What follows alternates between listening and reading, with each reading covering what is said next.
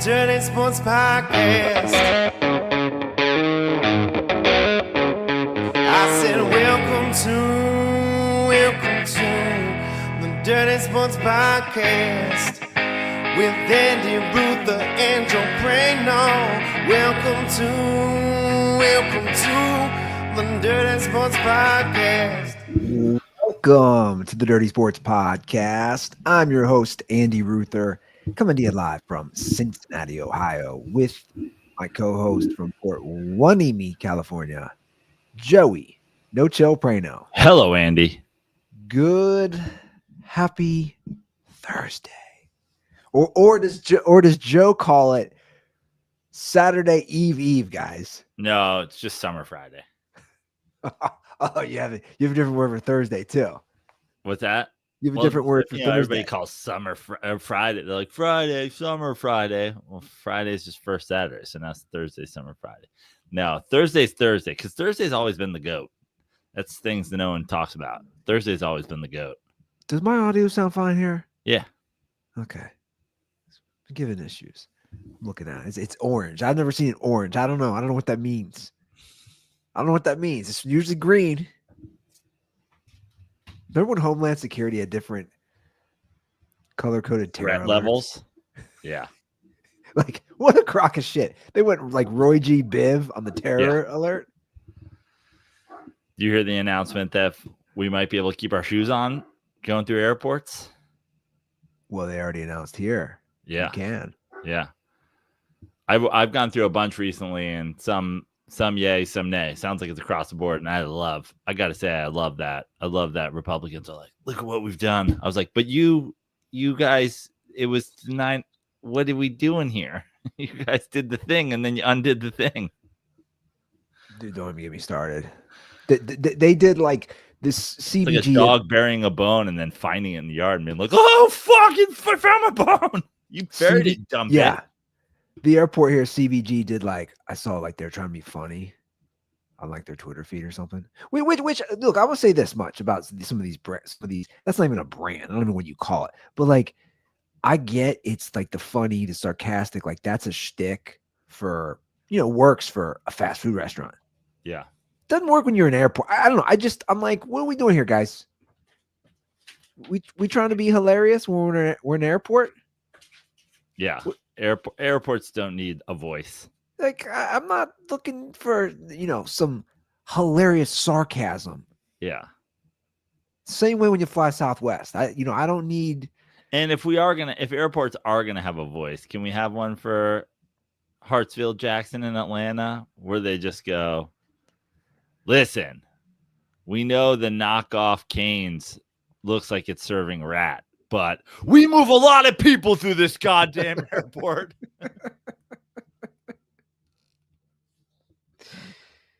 The knockoff Cane's. Cranes. We're sorry. It's like McDowell's. Yeah, we're sorry. Cranes is serving rats. Yeah, it's like McDowell's from Coming to America. You guys is Cane's in California yet? I think there are Cane's here in certain places. Yeah. I remember the first time I had. I think I ate at one coming down the. It's pretty good. The 101 in like Central Valley at some point. Like it's pretty good. It's not. Yeah. It doesn't get the pub that like a Chick-fil-A gets, which is we both agree is overhyped. Totally overhyped. Although I did stop by the other day and get a peach milkshake.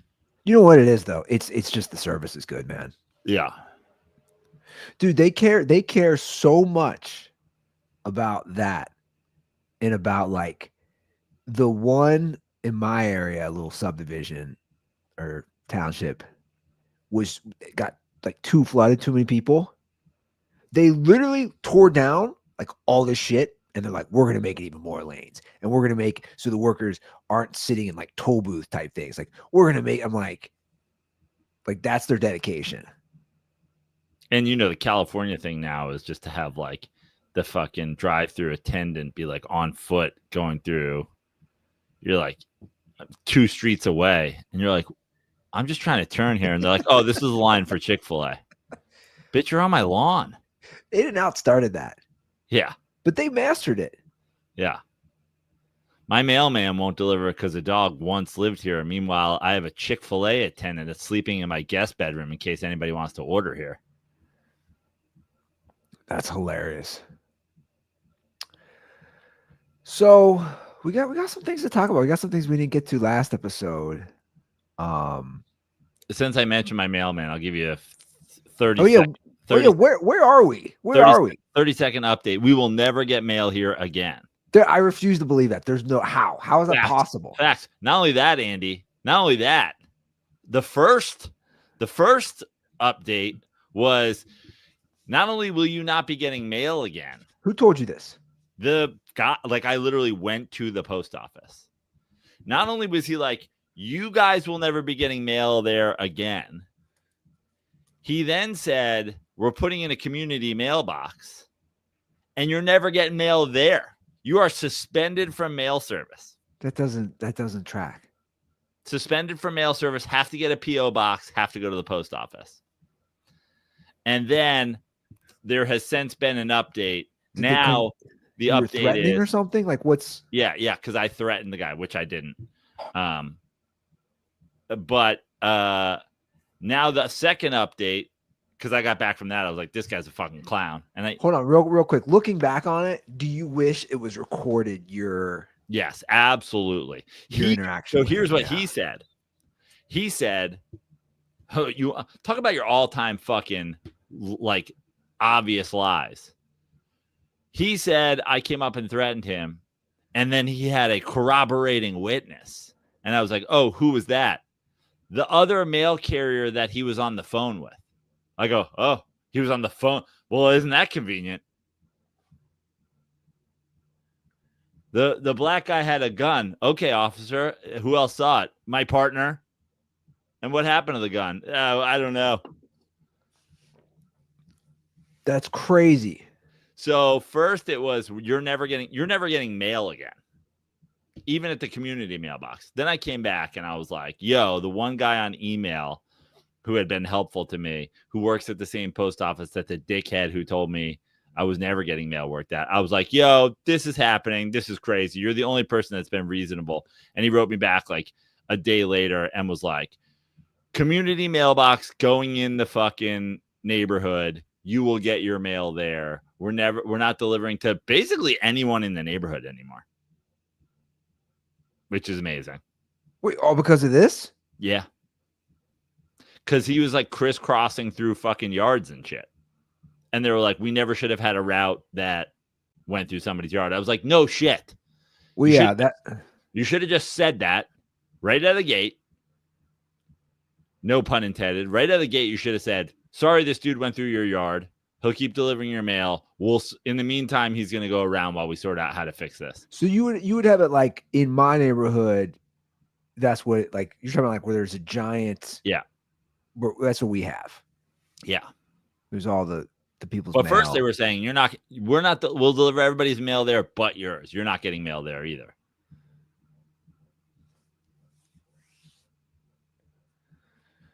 Man. So that's the update. Community mailbox going in like August 2nd. My mail will be delivered there. Supposedly. So in a way you won. In a way. Well, like, in a way. Yeah. Here's the thing.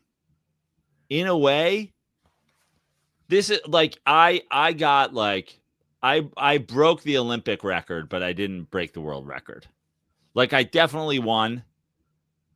It's not perfect. Perfect, the guy would just in a perfect world, the guy would still be delivering to my door and apologize to me and never go through my yard again. But great news. Community mailbox. No guy in my yard ever again. And Charlotte and I said the other day, like, the best outcome of this whole thing is no fucking dickhead in our yard anymore. That's what I was saying. In a way, you win. And you know what else is funny? The Amazon guy never comes through the yard. He always goes through the back. And replacement Amazon man the other day comes through the yard. And I was like, yo, just FYI, be careful coming through this yard. We got dogs. We're already in a thing with our mailman. He's like, I've come through this yard a couple times. I've never even seen or heard a dog. I was like, well, yeah, that's the thing, is they're mostly in the house. But one time they weren't, and this guy took a shit in his pants and then Call the police. It's unbelievable. And It's the comments on TikTok are out of control. They're now to the point where just like the things, Kobe stands and mail carriers. You don't know that dog couldn't jump that fence. What are we talking about here? Again. Mail carriers are like people who watch Air Bud. Yeah, people who watch Jordan play and don't know we have it on video. Oh, in '87, Jordan jumped over 3 men standing stacked on top of each other. He had Olden Polynice and Tom Chambers and fucking Herb Williams stacked on top of each other. He cleared 14 foot of man to dunk in the Garden. I'm like, those guys weren't even on the same team. It happened. Every mail carrier in America is like, your 40-pound puppy will clear that fence and murder. You'll come out there and the mailman's neck will be torn out, and you'll be like, I guess that dog can clear that fence. And then everybody was like, multiple people were like, yeah, I've seen a Belgian Malinois do it. Oh, you saw you saw the Navy SEAL dog do it that they put on YouTube, climbing fucking trees and shit like that. My dog can't even get out of her goddamn crate. She's about to pick a fucking bank vault lock. Again, it's like a movie. The dog's leaping like that. What is this? Sandlot? Yeah. Even in Sandlot, the dog never gets out of the fence. They only worry about the dog when they go in the fence.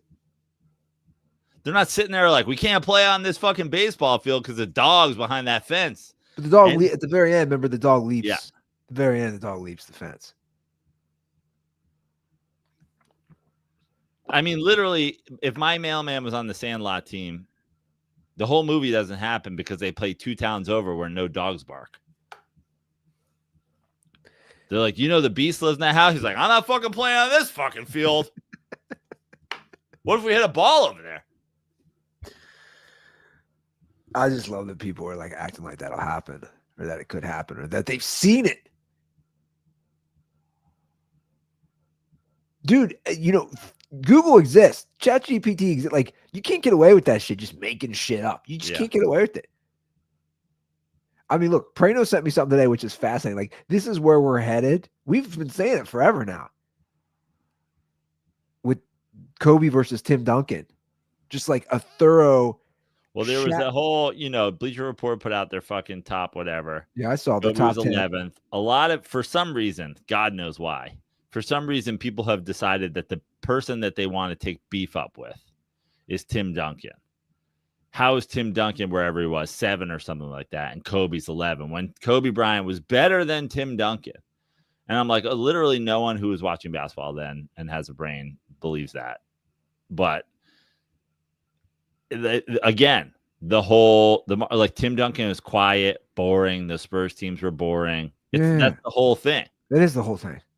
So I told you, I was like talking with somebody about it, and I was like, the thing is, when you use these chat GPTs and these AI models and whatever, it's like the more instruction you can give it, the better. And so I was just like, hey, take all the absolute bullshit out of it. No fucking killer instinct nonsense. No fucking mama mentality junk. Just for a straight basketball. Who's better, Tim Duncan or Kobe Bryant? And I have it here. It's pretty fascinating when you put it in. I mean, look at this. So here's a no-nonsense, on-court only impact on winning ranking of the top 10 players in NBA history based on a combination of advanced metrics. This is the second one, which I was like, oh, I wonder what, Oh, is this the second one? Well, this looks like it's from your, because we got your stuff. Phil Castellini quote context: top selling sedans in the USA. Bitcoin explained simply. All-time QBTD leaders. Fucking, I read a fucking note the other day. Somebody was like, "You really want to fucking scare somebody? Say you're going to release their ChatGPT search history." I mean, is this the most Ruther ruthless? got Bitcoin explained simply. He's trying to fucking mine Bitcoin so he can buy whatever the top selling sedan in the USA is. I wanted the exact Phil Castellini quote, and then Howard Schultz, who founded Starbucks. I'm reading that marketing book, and it's talking about Starbucks. It's like, what's his whole history, dude? I mean, I'm all over the map, aren't I? I just wanted to learn more about Bitcoin. So this. Wait, which one are we looking at here? Sorry, because I got okay. Oh yeah. So let's take this one off. Let's do. This is the one I wanted to do. This one, right? Kobe versus Duncan. So I asked it I was like, lose all the fucking bullshit. Don't talk to me about fucking Mamba mentality and fucking killer instinct shit. I go, I just want basketball. If we strip away the mythology and focus purely on basketball performance, statistical impact, and team success, Tim Duncan comes out ahead of Kobe Bryant in most objective measures. Here's a breakdown. So, it starts off with the basics, right? Points per game career, rebounds per game, assist, field goal percentage, and efficiency rating, obviously, Duncan, win shares per 48 minutes, Duncan, box plus minus, Duncan. And then I love this, the team impact and success. They both have 5 titles. We know that. Duncan has 3 finals MVP. Kobe has 2. Regular season MVP. Duncan has 2. Kobe has 1. Playoff win shares. Duncan is way higher, 37 versus 30. And here's an interesting stat that I learned when you sent this. The Spurs winning percentage during Duncan's career is .710, which is first all-time in major sports. Wild. Not just basketball. No. Football, baseball, basketball, hockey.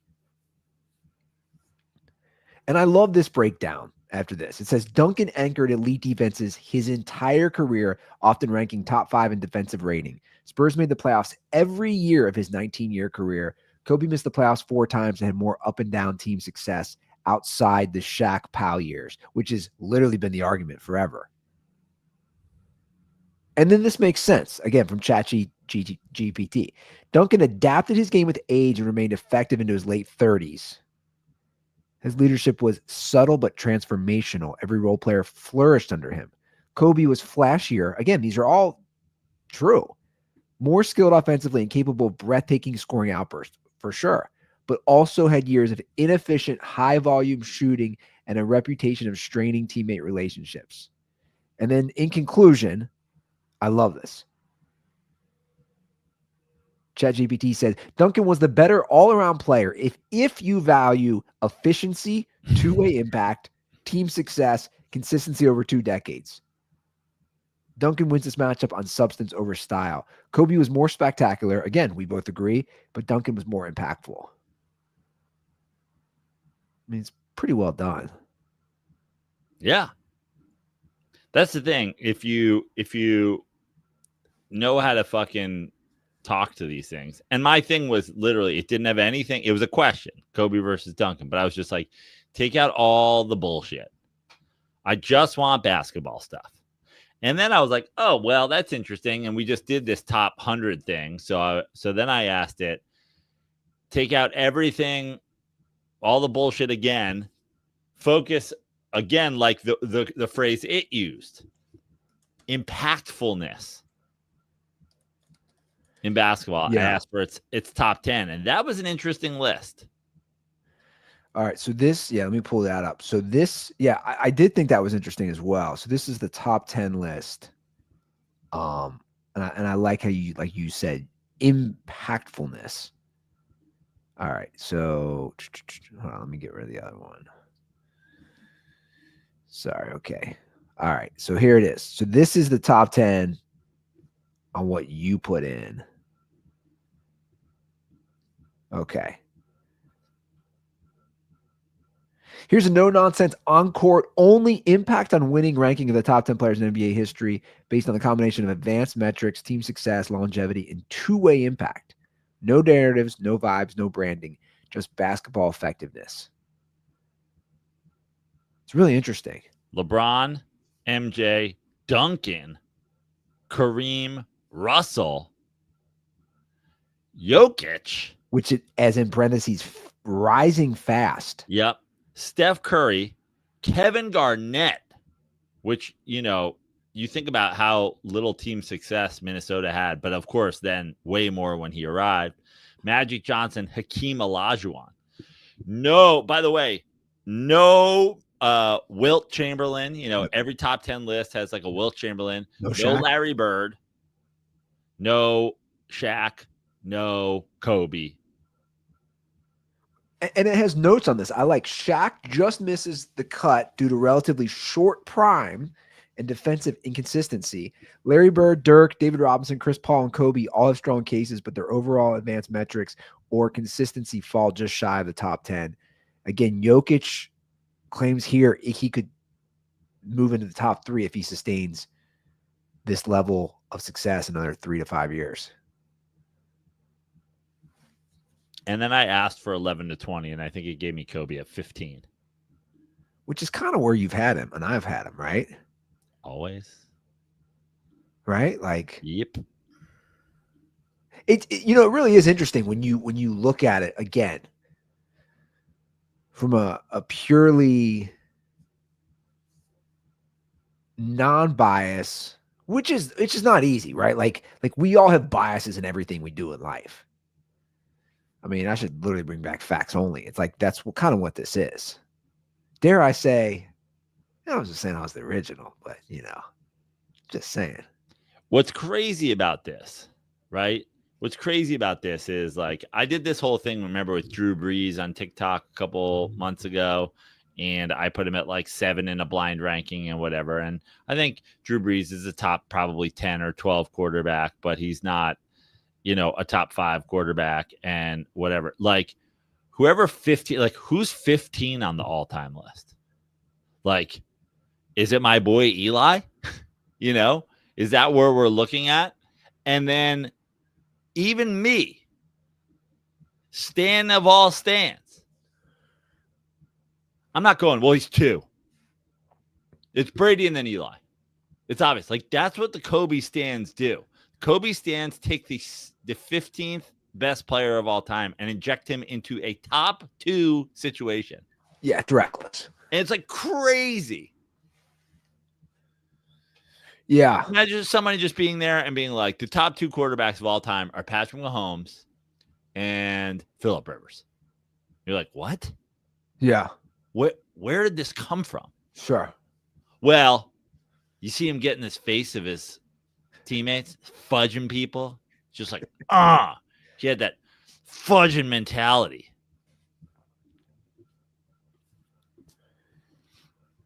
It will be interesting for these discussions. And I would think sooner than later, people are going to start bringing in this.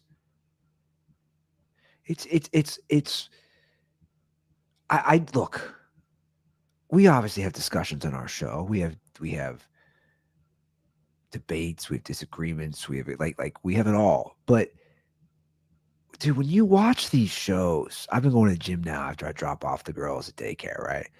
And they got that shit on in the locker room. It's just nauseating. It's just boring. I walked in this morning, they're debating, the top 10 current receivers. And it's like, you guys aren't bringing anything of depth to this conversation. Also, what an insane thing to even debate. The top, that's filling time. The top 10 current receivers, it's like, well, it's based on, and we'll talk about it later. It's based on, that they've released the list now of all the top 10 of each position. Right. And we'll talk about the QBs, how similar it was to what, it's based on scouts, executives, coaches. And we'll talk about it. But you're right. That's all it is. I don't know who these people are because there's enough of them that it stays on that they, because you go into like 2, you could go into not this past season, but 2 seasons ago. And everybody be like, well, Cooper Kupp's like the best receiver in football. And it's like, Cooper Kupp's been cut and traded, cut and re-signed with the fucking Seahawks. Like, what are you talking about? Like, it's such an insane waste of your time. It's also just boring. You know what I'm saying? Like we all know If you just like if you asked me on the top 10, Andy, who's your top 10? I couldn't even tell you. But this is what I would say. I'd say, okay, my top 2 are Jamar Chase and Justin Jefferson. Maybe not even in any order. You know, but like that's what I would say. Those are my top 2 receivers. After that, it's like, cool, you got a lot of great guys.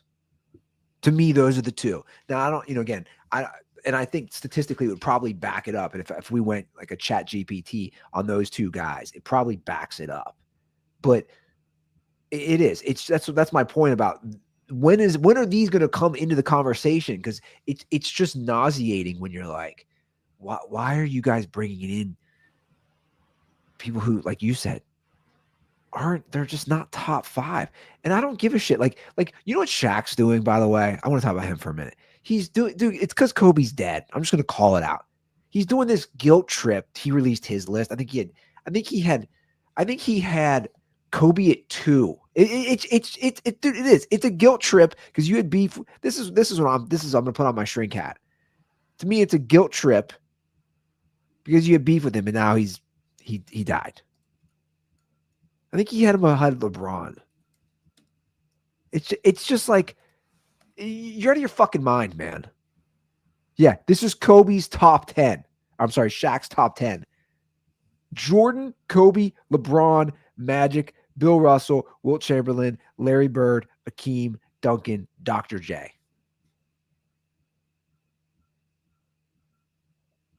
I don't put myself on the list because I'm Superman and I can't go up against mere mortals. All-time Superman rankings. Me, Christopher Reeve. Then Dean Cain, the guy who just played him, the guy who played him before that, and every other Superman who's ever played Superman. And then last, Dwight Howard. Unless Dwight Howard dies, and then he's 3. Is Dwight Howard above Brandon Routh? And then he's 3. Poor Brandon. Remember, dude, what was that casting? Has that guy done a movie since? I don't know. Remember how random that was? They went with the totally unknown. What do you think he's doing now? He's only 45. Yeah, that tracks. It's almost depressing. He had a recurring role in Chuck on NBC. But like, I don't know. In a way, I find it like you don't bring up Chuck around me. No rings. That's right, Chuck. That is what would happen to the worst Superman. They go on Chuck.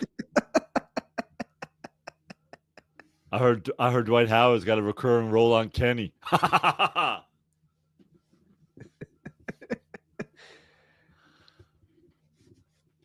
I mean, this is going to be the go-to, isn't it now? Pull up the old ChatGPT. I mean, you saw what I was looking at. Like, I'm all over the maps. Like, oh, I want to learn something. America's best sedans. You in the market for a sedan? No, you know why? You know why I'm looking at that? I had a bunch of Skyline people going off on the Gold Star account. I posted something and it went like gangbusters. And somebody was like, Skyline's the Bentley and Gold Star's a Honda Civic. And I was like, isn't that one of the top 10 best-selling cars in the country? Oh, it is. I'm like, it's not really a diss, you know. So I'm just like, I'm like looking it up and like literally I responded. I was like, it's a top 10 selling car in the US. Like top 10 sedan. Like a Civic's that's not a diss to me. That's a Tim Duncan mobile. That's a consistent. I mean, is it like Prado? Don't you think that's a good comparison? Like, yeah. Your Civic is going to last you for 20 years and be fucking reliable. Your Bentley that gets 4 miles to the gallon is Kobe. It's flashy. It's cool. Inefficient, though. It's not efficient. And also, I've heard rapes other cars. Is that Bentley fucking that Toyota Corolla? Oh man. So that's why I was looking that up. I just checked my history. It's all sports shit. And then of course my failed Epstein Island Fest Coachella poster. that ChatGPT wouldn't make me.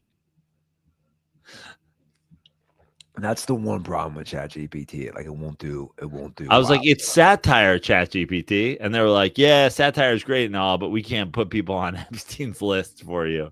And I was like, these people I was like, make it out of anybody who's been insinuated to be on the list.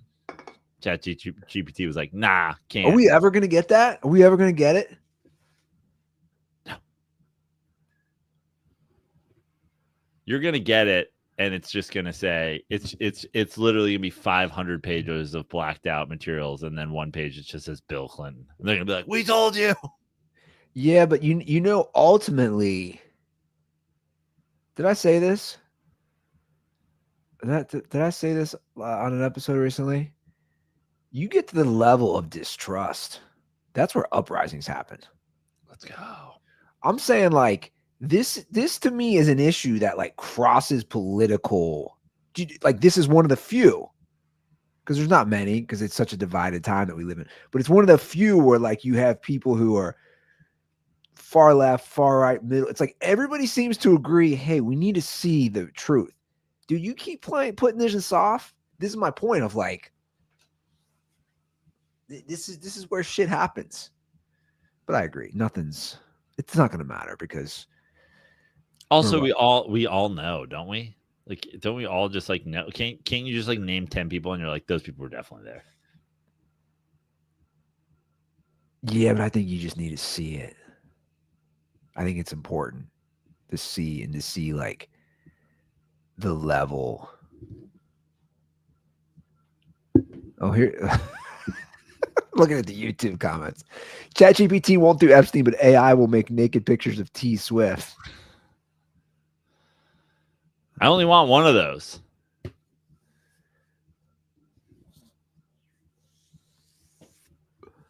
Well, ChatGPT, like, where are you doing that for the AI on that? ChatGPT? They don't do nude, do they? No, I don't think so. You got to go with that off-brand AI. You got to go with Allen Iverson. He's like, I'll make you nudes of Taylor Swift. What you want, big fat titties? You got a question? I'm the answer. They got to work him into some sort Talking of. about titties? Talking about titties. We ain't talking about mosquito bites. We talking about big ass titties. We ain't talking A cups. We ain't talking B cups. We talking about double D titties. He's got to get an endorsement right at some point with some artificial intelligence. Yeah. Well, they did the thing with the Bills schedule. What was that? Did I miss that, or did I forget when about they did the schedule release day? They were like, it was like a sketch, and they were like, "Oh, we're gonna do we got all the teams are doing something for their schedule release," and they're like, "What are we gonna do?" And he's like, "I don't know, just use AI." And then it cuts to Allen Iverson, and he just read the Bill schedule. That's funny. It's an idea. Yeah. I didn't watch it. I did see a lot of clips from speaking of funny from the SB's monologue from Shane Gillis. I thought there were some moments. There were some, it certainly wasn't Norm, but it was received about as well as Norm. Well, he did the Norm shout out. He did the Norm shout out, which I appreciated. There were some fun bits, and then there were some meh, in my opinion, but you can't hit on all of them. The Waffle House bit was great. Yeah. I thought the Waffle House bit was great. I thought the banging a bunch of threes was great. Good. And I liked the fake 4-time WNBA champion. That was good. Yeah. Did you see the tush push sketch? No. Very maybe Disney-esque what you've been saying, the butt fuck. It's pretty funny. You should watch it. Like, I'm like, this is like a watered down version of how you've been describing it forever. I was like, it's pretty good sketch. Again, like for what they can get away with. Yeah. I thought it was, but obviously I didn't like watch the ESPYs. I don't know who watches that shit. Today is the official dead sports day, the single dead sports day of the year. No baseball, no football, no basketball, no hockey, no golf. I'm sure there's a WNBA game. Maybe there's not. I don't know. Maybe they take it off for the ESPYs too. No way.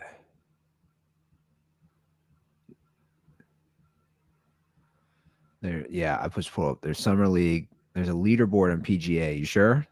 Oh, well, sure. There's but it's not. I don't think it's a major tournament. Not right? major. Well, and I don't even mean a major. I mean I don't even know if it's like a. Yeah.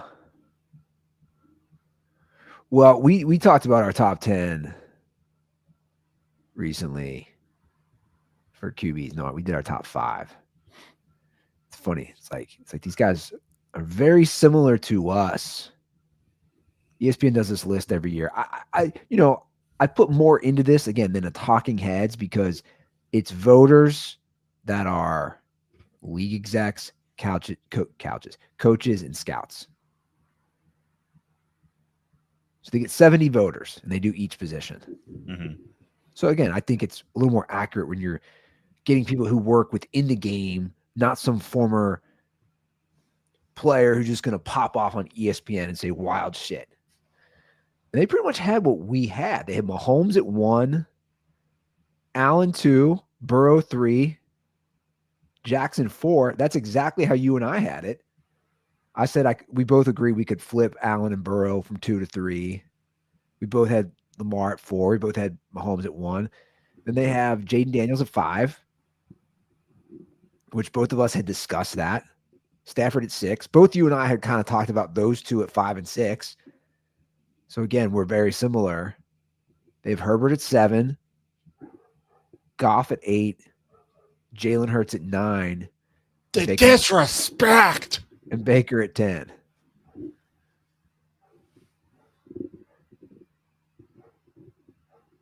So, like, pretty similar.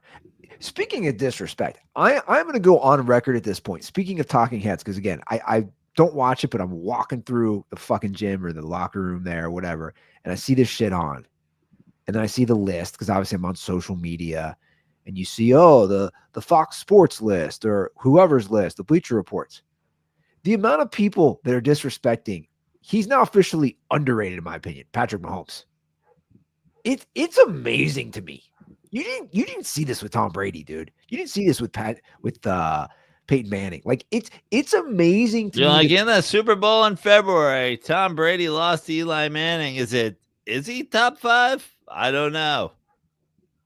Joe, you see all these I don't know if it's clickbait or what, and it could be. These guys putting Mahomes, heading into the year. Oh, he's behind Burrow. He's behind Allen. The fuck he is? The fuck he is? You all have lost your fucking mind. Like you're out of your fucking mind. It's LeBron. He's never not played in a championship game. Yeah. He's done it with skill players. He's done it with no skill players. He's done it with a defense. He's done it without a defense. He's done it with good O-lines, bad O-lines. He's basically playing in the Super Bowl. He's the only one of those guys we can say has done it with all those different tangibles. You go back to remember we were talking about the Tim Duncan thing? What did it say? A 7-11 career winning percentage, the highest across major sports? Yeah. Patrick Mahomes is 795. And they share, what else do they share in common? Not flashy, Prano. They're just not. Pretty flashy. I mean. No. Okay, but I mean personality. Oh, you mean like personality? Personality is what I mean. Like. In fact, he just got less flashy. He just went back to his being molested by his future wife in the cafeteria haircut.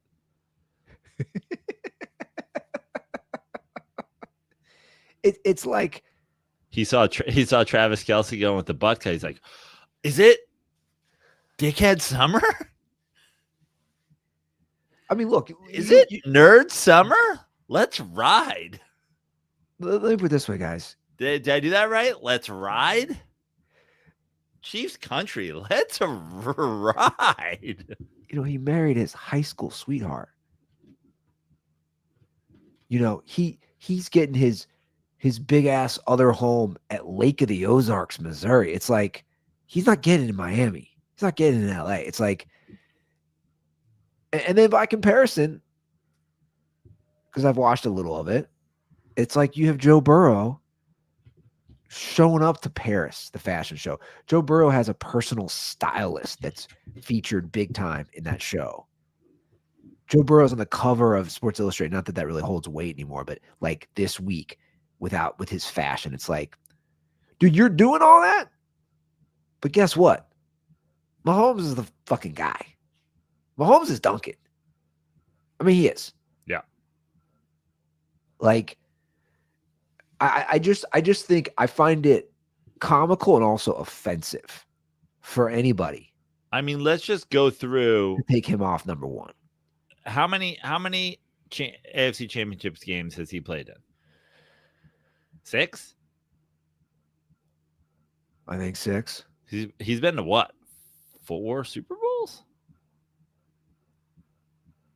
Does he already have 3? He only has 3. He's lost twice. He's lost to the Bucks and he's lost to the Eagles.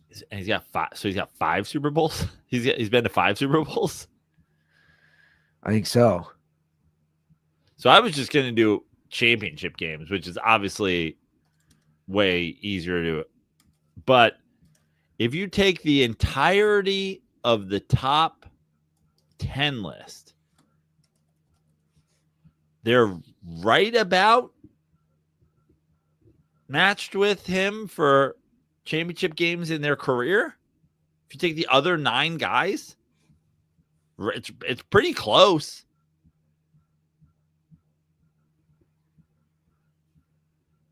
I mean, yeah, he's been to 6 straight.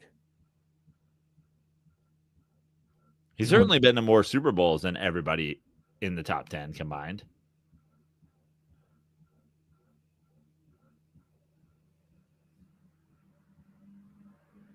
It's just again, it's like, well, his numbers aren't as good the last couple of years. I agree, they're not. Guess what? They're playing in the Super Bowl. Guess what? He's doing it with no wide receivers. Like that, you know, and that's where I'm at personally when we have these QB discussions. Like, it's like it's tough. We agree on a lot of these guys, but again, I always say it's tough to judge these guys when we don't know the other side fully. It is. It's tough. And you and I have had this discussion. We don't always necessarily maybe agree with like a Tom Brady versus a Peyton Manning, but I think your point for sure holds up. Nobody can disagree. Peyton Manning goes down, they win one fucking game. You know, it's definitely a knock on Brady's legacy. He goes down, they win 11 games, 10 games, whatever it was with Matt Castle. 11. You're like, I know this one. And again, that's always been my thing. And we talk about it, it's like, I know now what Josh Allen does without any alphas. Oh, he wins an MVP. I don't know what Joe Burrow is. I also don't know what Joe Burrow is with a good offensive line or a pretty good defense. It's tough to look at all these things. We know what Lamar Jackson is with a good defense and a good running game. We also know what he's in the playoffs. I just think it's continuing to be disrespectful to Mahomes because you look at his numbers and you're like, what does he do in the playoffs? Right. You're a QB. Your goal is to get to the Super Bowl. And he does it. Well, I'm just looking it up right now. So week 1, the Chiefs play the Chargers in Brazil. The Chiefs are 2.5-point favorites in that. The Chiefs in week 2 play the Eagles. So give me the 0-2 Chiefs. Give me the 0-2 Chiefs to win the fucking AFC. I honestly hope they lose those first 2 games. I'm just sitting here hoping like that fucking Matthew McConaughey meme where he's like fucking staring at the thing. Like, give me the Chiefs going 0-2 so I can put every fucking dollar I have on Chiefs still winning AFC. Yeah, that's that's an interesting one, and I'd agree with you, right? It's like, I don't know, Tim. They looked shaky in the Super Bowl. They lost to the Chargers in Week 1. Now they got to play the defending champs who just beat the shit out of them. Are they done? Is this the end? Are we going to see Andy Reid coach football ever again? Will he make it to Week 6? Is he on the hot seat?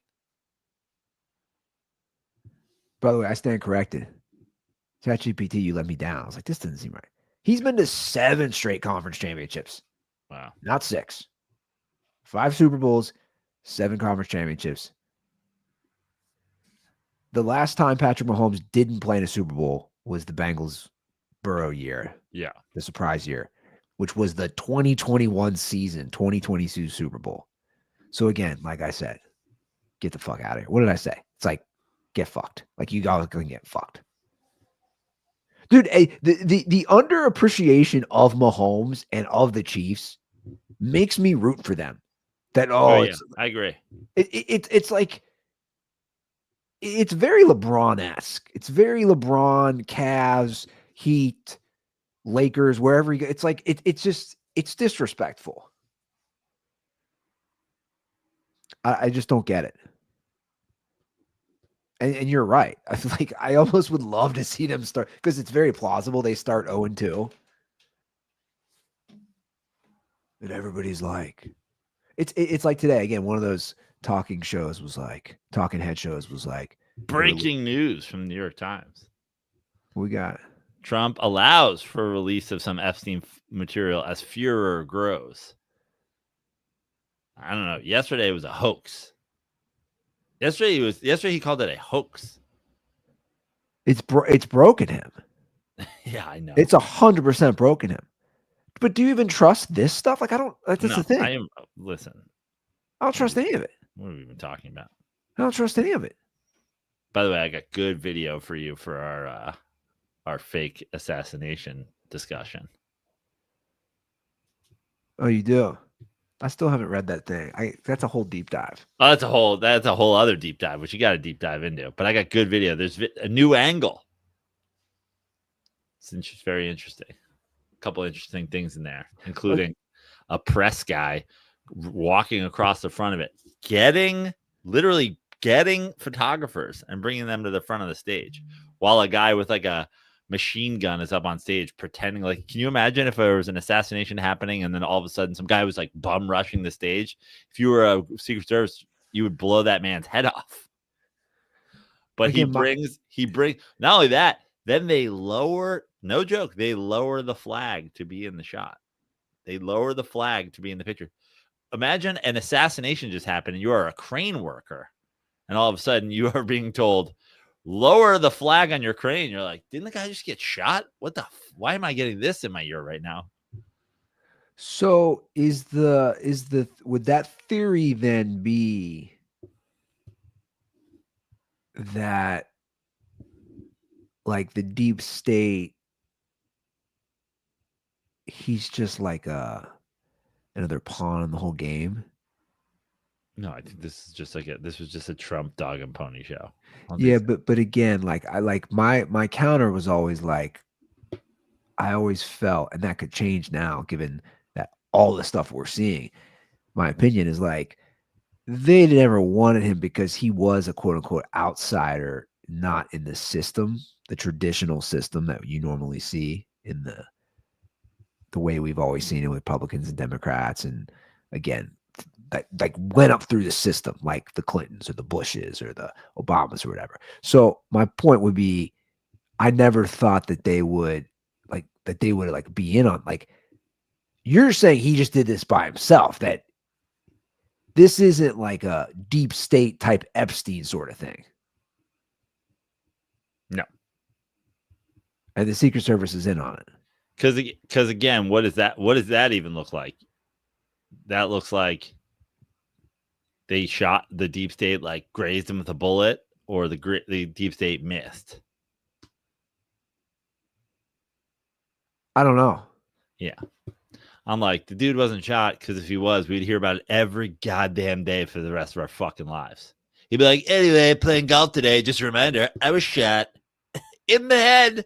But No he big doesn't deal. he doesn't talk about it as much as you would think he He would. doesn't talk about it at all ever. That's what I'm saying. No shit. That's my point, Andy. If Donald Trump survived a fucking bullet every single day, he'd be like, anyway, gonna go pee-pee. Just a reminder while I'm in there peeing, I was shot in the head and survived. No biggie, because I'm Superman, like Shaq and Dwight Howard and Christopher Reeve, who's a good man, by the way. And he said a lot of stuff when he was on that ventilator that was pretty woke, but I'm not gonna lie. He is from Connecticut, so I think he would have voted for me if he was alive today. But they called him the Man of Steel. Not like me, though, because he broke his neck. But I got shot, and I'm fine. Again, we're just headed to like the questioning of everything. More people. There was a Duchovny show about that. The X-Files. Huh? Yeah. You know, I never watched it. Really? Yeah. I wasn't like big on it, but I watched it a lot over the years. Movie was really good. It's all very interesting. Side note, before I hop back into some of this discussion, yeah, you should do this. I just want to put this comment. No, there's. I mean, first of all, there's 0% chance Jeter's in there of like top 10 players of all time. Question is a ChatGPT style top 10 MLB players or just top 10 shortstop list. I would bet that they probably do put him on the top 10 shortstop list. But yeah. Players is going to be tough. Yeah. You don't got to do it now. No, but I'm going to do it because I like having a good thing where I'm like, take out all the shit. I don't want anything about fucking blah, blah, blah. I don't want everything. I just want statistical, factual, evidence-based ranking. Yeah. Then you get to work on like top 10 SUVs. Yeah. Working that Andy Ruther. Working that little Andy Ruther mix. Okay, so we both agree kind of the QB thing. I want to play a call. Let's go. The new because hotline. the hotline, because this is like, here we are. Andy, hold on 1 second. Typically I like to wait until we do an ad read, but we can do it right now. Okay, great. Because I was going to say, I can no longer wait. Talk to me, Goose. Miller Lite, 16 ounce, American flag, pint can. It doesn't hit this. It doesn't hit the sound doesn't hit quite the same. It's funny. My sound rankings and my preferred rankings almost in reverse. Because you still get this. You still get this, the cracking of it from the seal.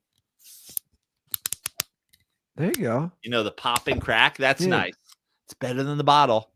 It's not as good as cracking a can, though. But reverse order, I'll take bottles. And then draft is the silent killer. Yeah. Draft, no sound. But the best option, obviously. Draft, bottle, pint bottle, can. Sound-wise, can, pint bottle, draft. Well, although I guess the draft has a pretty good sound if you're like really deep in there with an ASMR. Exactly. Here we are. They all hit good, though. Middle of summer. ChatGPT, give me your Miller Lite delivery system rankings. I think number one is going to be MillerLite.com/dirty sports. That's right. You get it delivered right to your house. Like let's play hypothetical here. You got your boys together. You set up a barbecue. You're grilling out. You got everybody hanging out by the deck, the patio, wherever. Why go anywhere?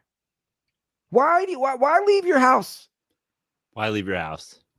Just have it sent. We have it right here. Get it delivered. You don't got to leave. You got your food. Announce it loudly to everyone at the barbecue. Guys, we don't have to go anywhere because I'm going somewhere. I'm going to one specific address. http://www.millerlight.com/dirty sports. Yeah. Like I said, like I was saying today, there's never been an easier time to be alive. I mean, it's true. Never been an easier time to be alive. You get sent right to your house. Miller Lite, great taste, 96 calories. Like we keep saying, go to MillerLite.com/dirty sports to find delivery options near you, or you can pick up some Miller Lite pretty much anywhere they sell beer. Cheers to 50 years of Miller time. Celebrate responsibly. Miller Brewing Company, Milwaukee, Wisconsin. 96 calories and 3.2 carbs per 12 ounces. You just get it sent. So here's a call. We talk about top 10. We talk about all these things, which I love. Basketball, football. I'll be curious what you say about this. Maybe a reassessment of Elway in Montana. Oh, yeah. I remember this from you teased this last episode. I teased this. So let's see what you got to say about this, Prano. What's up, Andy and Joe? It is finally time to ask this question, or I guess maybe make this statement. I take Elway over Montana. I think that Elway and Montana is very comparable to Michael Jordan and LeBron James. I think Montana had way better teams. People always talk about how he was perfect in the Super Bowls. Well, way easier to be perfect when you have other Hall of Famers, lots of other Pro Bowlers on your team with you. And when you look at Elway's teams, especially the three teams that he took to the Super Bowl before he won the two back-to-back, those teams don't hold a candle to those 49ers teams that Montana had. So, in my opinion, for the exact same reasons that we say LeBron is the GOAT over Jordan, I'm going to take Elway over Montana. Let me know what you guys think. Peace. So I have some thoughts. First of all, Elway at this point has become underrated. I agree. There's no doubt about that. I agree. The way everybody goes, Jordan 6-0, LeBron 4-6. It's like, okay, but they played in different fucking eras. They never played against each other, blah, blah, blah. Montana and Elway did play against each other. In fact, they played against each other in one of those Super Bowls. Now, I completely agree with the caller. Montana's teams were way better, but I mean, it wasn't close. They got butt fucked. 55-10, I believe. They got their ass kicked. And the other issue with this comparison is, yes, Montana's Niner teams better, great defenses on those teams. They were stacked. Okay. But a lot of people, a big argument for Montana's, having help, the same way we just talked about, I'd like to see what Joe Burrow does. Jerry Rice was not this unanimous first overall sure thing lock at a USC Heisman together. And obviously Bill Walsh is a big part of this, but together they changed football to the point where a lot of teams are still running the West Coast offense in some regard. And yes, this is what people talk about with like, Brady and Belichick, and like, yeah, Montana and Walsh for sure. But like the name of the game is to win football games and win championships and whatever. And they played concurrently. And Joe Montana, like the problem with the problem with comparing people who played in Joe Montana's era against Joe Montana is like Joe Montana didn't slip up. Joe Montana didn't have the Super Bowl where he threw 5 picks. He didn't have the Mahomes game. He was lights out, and he was a master of running Bill Walsh's West Coast offense that then, by the way, Elway got 2 Super Bowls when they started getting more zone running style, West Coast offense. They got Terrell Davis. It's like, I don't know. Like, I think Elway is a lot closer to Montana than people would like to argue on a day-to-day basis. And I think Elway is ranked over a lot of the guys, like, for example, the Drew Brees types, that people just want to go, oh, look at these stats and look at these numbers. But Elway almost a little bit before his time, too, a little Josh Allen-y. Yeah, for sure. Crazy athlete, huge arm. Well, I mean, let me ask you this. But you could argue, like right now, it would be the equivalent of you arguing Josh Allen's better than Patrick Mahomes. It's like Patrick Mahomes has Andy Reid and he has Travis Kelce and he has whatever, but he's also going to the fucking AFC Championship game every year. And yeah, Josh Allen's probably more physically gifted than him and has like upside and can do crazy things. But like, I don't know. It's a tough argument when they're playing together. Yeah, that's a good point. I didn't think about that. Because then where do you go? Like, if that's the question, then where do you go with Marino? Certainly ahead of his time, probably the best passer of the 3, pure passer wise. Yeah. I mean, look, from just my own like life, you know, Montana's a lot of his career is a little before my time, truthfully. I always say, like, I first started getting into football that Bengals season when they lose. Like, those are like my first memories as a first grader. Way more memories of Elway just because he played through 97, 98. He wins those last 2 back to back. Yeah. They were always in the hunt for sure, though. Like you know, we like to play the game if they're drafted to whatever organization. It's like, no, I don't remember. Like, what the fuck was Denver as an organization before Elway? Were they ever anything football wise? No. Exactly. So, you know, and probably the same could be said for San Francisco, but they definitely had a whole system in place, like you said.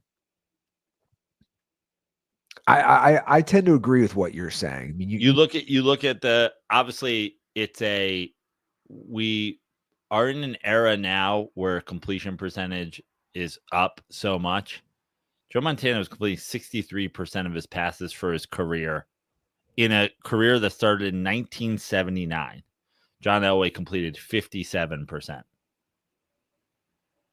Joe Montana's passer rating, which is a very, very, very, very, very flawed stat, but is a 92.3, a stat that, like, when you look at guys now, you're like, oh, well, fucking Kirk Cousins' career.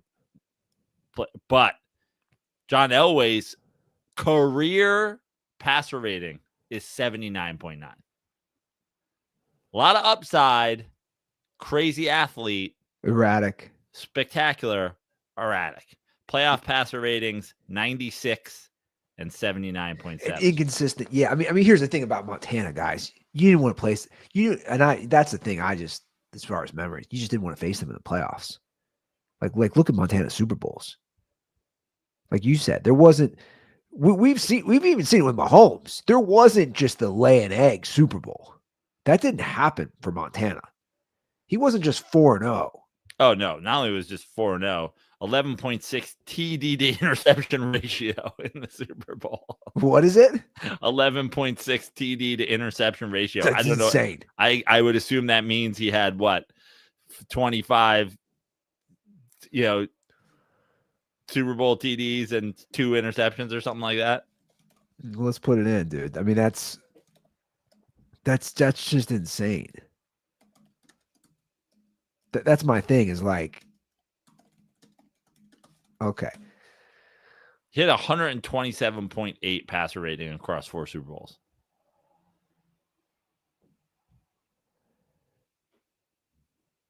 He didn't throw an interception, Joe. In four Super Bowls, they were 4-0, a 68% completion percentage, which was insane back then. 1,142 yards. That's a great number of yards. 11 touchdowns to 0 interception. I don't know where they got that 0.6 from. That's in that ChatGPT question marks right there.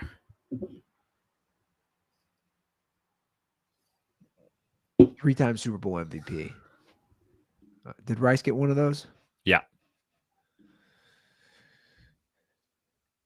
Yeah. So now you could make the argument like you did, like we've done for, LeBron and Peyton Manning or whatever, that Montana left and a guy stepped in, but that was a very particular situation where they went out and got the first overall pick after he didn't want to play somewhere else, brought him in to be a fucking backup for a goddamn legend like Steve Young. It wasn't like Steve Young wasn't Matt Castle. What is I don't even know. What was Steve Young's history? Didn't he go? Steve Young went to BYU, was like a fucking Heisman finalist. Steve Young went to the USFL. I knew he went USFL. Then ended up on the Bucks. Tampa, yeah. And stunk because, well, he was fine, but the Bucks were terrible. And then so they were like, all right, well, this isn't the guy that's going to fucking lead us to like blah, blah, blah. And I think they went and I don't know if it was a Testaverde thing or whatever, but he wanted out on the Bucks. He ends up on the Niners as a backup. But I remember, being a kid and loving the Niners because they were always winning. When Young got hurt, everybody was like, Steve Bono is going to come in and this is what the Niners do. He's going to be their Brock Purdy. He's going to be the next man up. And he was terrible. Dude, he was a backup for 4 years. That's insane. But he was incredible. I'll take Steve Young over a lot of guys. He was incredible. Yeah. We've both agreed. Like, he's another underrated guy that we've seen. And super chill when I sat with him at the Burrow Stafford Super Bowl. He seems chill. Yeah. He Mormon. They chill. I saw some funny tweets about that, like about the Mormons. Like they believe in some wild shit, but like they're chill. For the most part, right?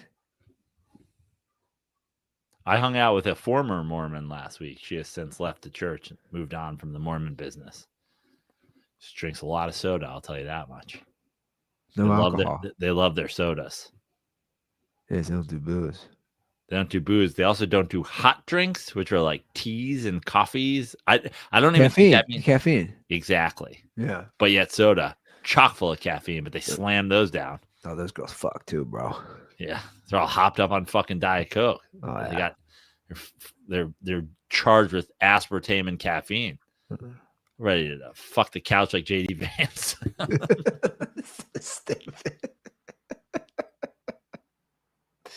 That's my neighbor, bro. Come on. Who's your neighbor? JD Vance. Does he live in Cincinnati? He's like 10 minutes away from me. Oh, damn. Yeah. He's lived there for a while. Obviously, it's changed with the vice presidency. It's it's your new guy on couch. I mean, I'm using the term neighbor loosely, but Brittany has to drive by his house every day to work, and she's like, ever since he became president, it's just like, or vice president, he's about to be president when Trump gets impeached on the Epstein stuff. But she's just like, it's a pain because obviously there's always people, Secret Service and whoever, and then when he comes into town, it's like, you remember how it was when Obama came into LA. Just the reroutes and the traffics, and that's pretty funny. Guy on couch number 2. Guy on couch texted me today. I was like, we gotta catch up. Yeah. By the way, my girlfriend, my fiance, my soon-to-be wife, I guess my legal wife, as far as we're concerned, she just texted me and she said, "You're doing Dirty Sports. Thank Andy for his wedding gift."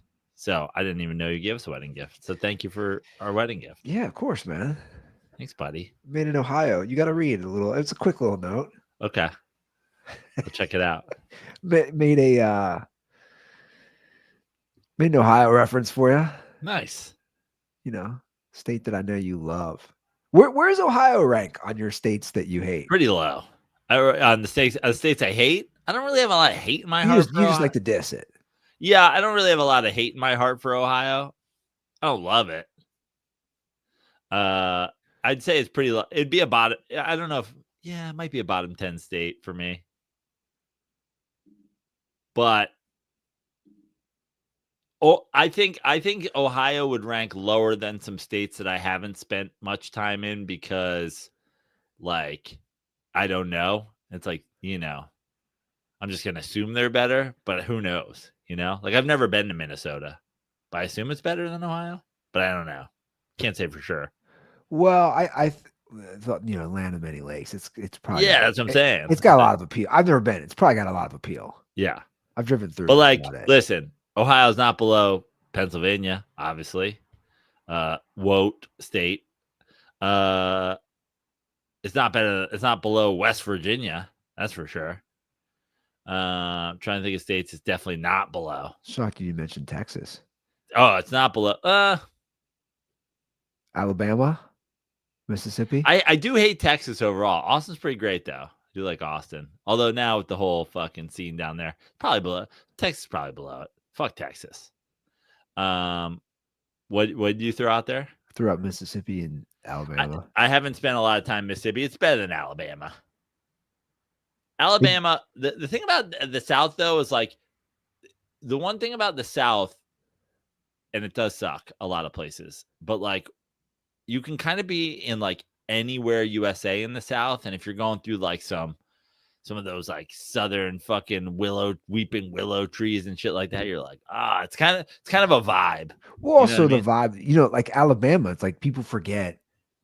Like, is that Gulf Shores? Like, where like you're on the people forget, like, dude, you're on the Gulf of America, the Gulf of Mexico, and it's like that's a beach. It's like you got beaches, like like people, there are same way you forget about that with like Texas.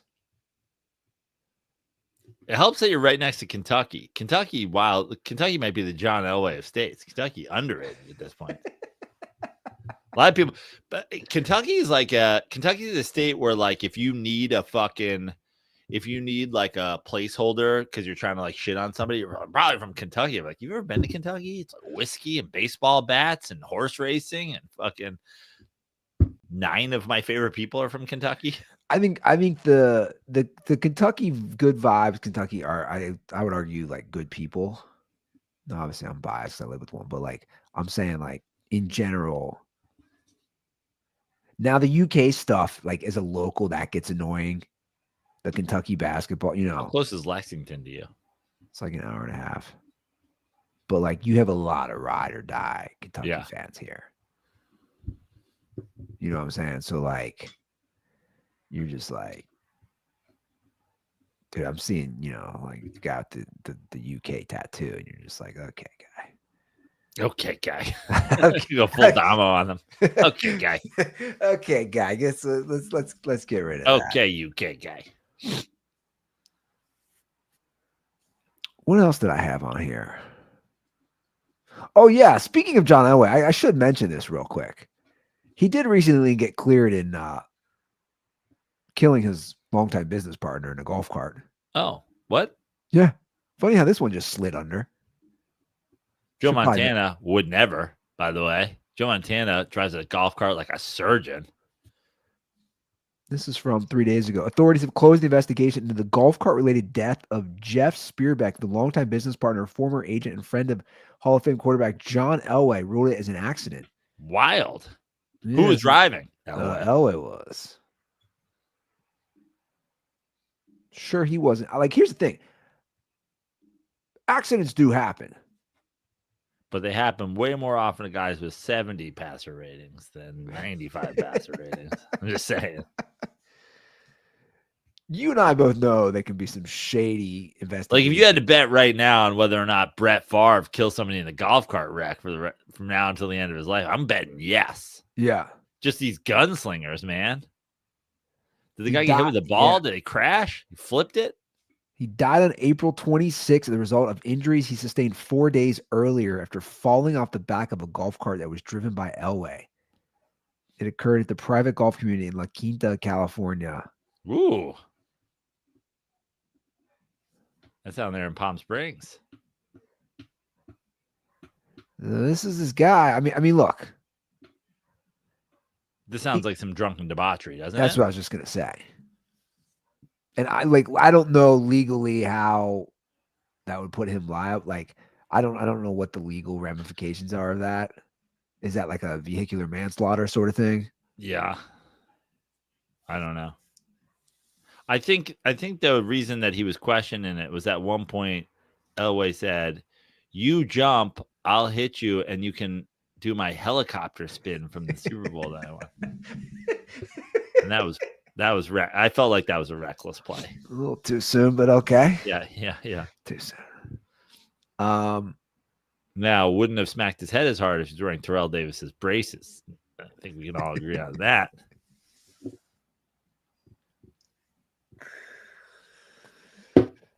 Or if he just, maybe he was wearing one of John's. Meanwhile, my mailman's like, "This is why I don't deliver to any place near a golf course or has golf carts or that cars are involved, really. You never know when this stuff can happen." So, TJ Watt signed a big deal, Highest buddy. paid defensive player ever? Is that what it did? Is this Bigger than that? right? Highest paid player? Highest paid non-QB Non-quarterback? which now he's achieved for the second time in his career. Wow. 3-year 123 with the big number you and I always talk about, the guarantee, 108 guaranteed, 41 million average per year, which makes him the highest non-paid QB in NFL history. So it works out. Obviously, just the 3 years. It's Which makes him the fourth man on any NBA basketball team. Bradley Beal's like, "Get your money up, bitch." So then I had to look because they posted this, the highest paid person per position.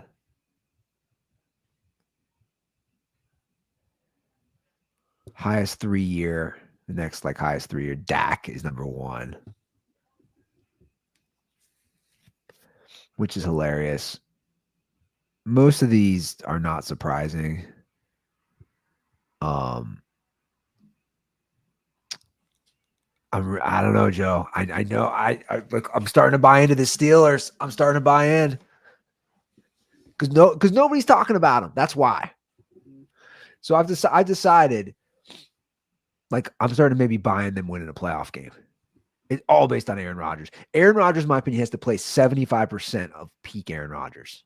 I don't think you're getting 75% of. You don't think you got 75% of a fucking multi-time MVP winner? It's pretty good. Yeah. I think you need 60% of peak Aaron Rodgers to get a playoff win. I think you could still do it. That's what I'm saying, to get a playoff win. Now, they haven't won a playoff game in a while. No. And I'm telling you, again, I'm not buying in on the Steelers, by the way, but I'm just saying. But I understand where you're coming from. I'm saying I'm buying in on a fun, oh, nobody's talking about them. They've done moves. I'm not saying the moves will necessarily work. I'm saying it'd be a fun bet to be oh, I'll throw $30 on the Steelers winning division, where I don't have that much faith in it, but I'm also okay, they did add some pieces on both offense and defense. They think they need to change some things up.